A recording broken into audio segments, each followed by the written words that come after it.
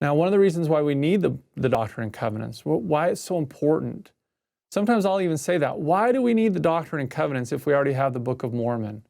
What is the Doctrine and Covenants doing that the Book of Mormon's not?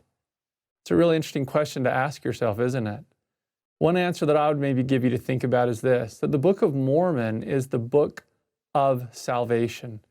It's the book that leads people to the covenant. Whereas the Doctrine and Covenants is the book of exaltation.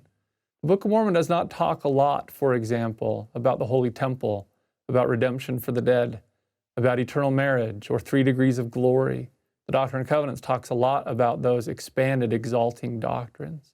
The Book of Mormon brings us to Jesus. That's the point of it. It's another witness of Jesus Christ.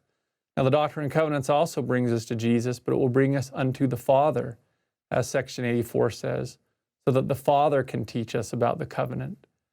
The Book of Mormon is the keystone of our religion, and a keystone is usually over an archway. It leads us into a path.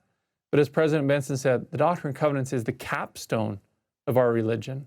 This might lead you into the church, the Book of Mormon does, which is why we use it as a missionary tool.